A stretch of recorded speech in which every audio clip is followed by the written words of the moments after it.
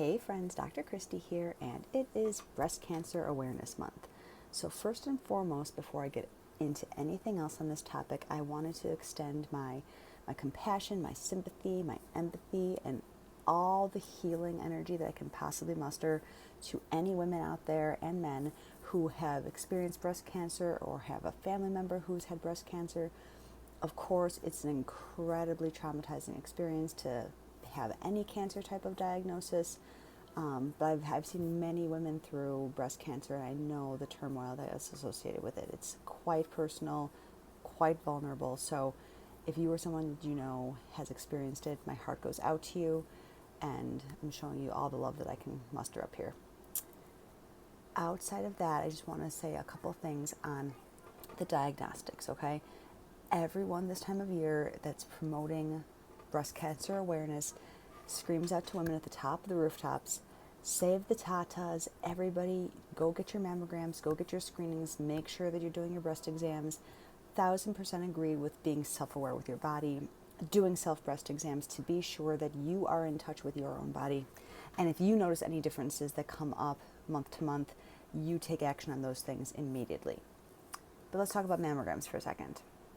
Mammograms by nature are not really the healthiest diagnostic tool that there is.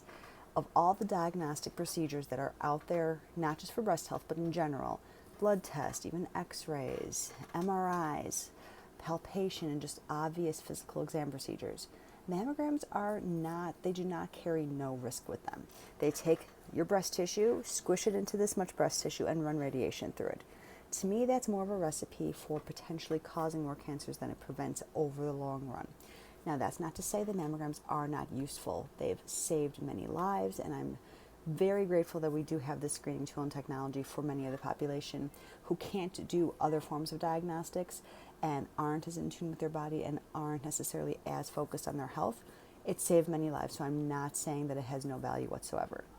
I am saying for those people who may not have a family history and really just want other forms of screening, there's other potential ways that you can get some breast observations and diagnostics done without the radiation cost.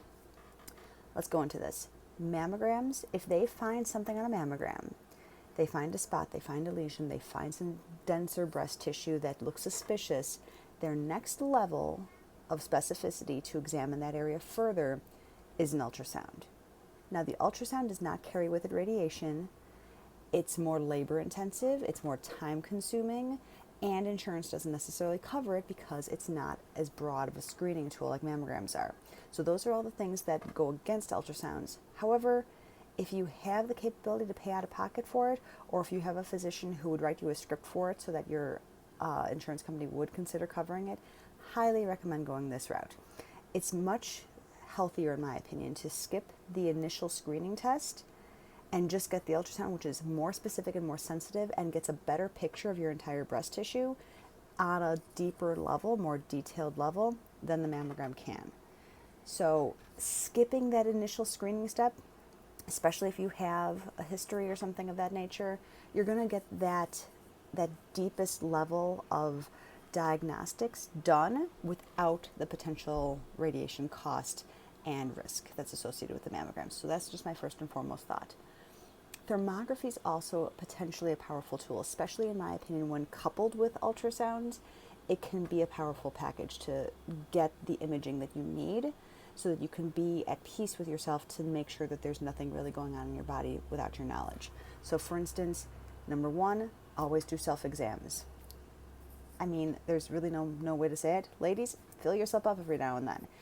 Get to know your body, get to know your imperfections. If something's off, you are going to be the first to know about it. So be really in tune with your body. Second is check into thermography. Thermography scans assess the entire body or whatever tissue they're specifically looking at for heat. If inflammation or cancer is brewing in the body, generally that area will be giving off more heat than other areas, and they'll be seen as hot spots and can give you clues as to where there might be an issue that you should look into further. So first is self-exams and really knowing your body. Second is thermography, and then third, I follow up with an ultrasound and get really specific. Have a technician that literally stands there with a wand and goes over every inch of your breast.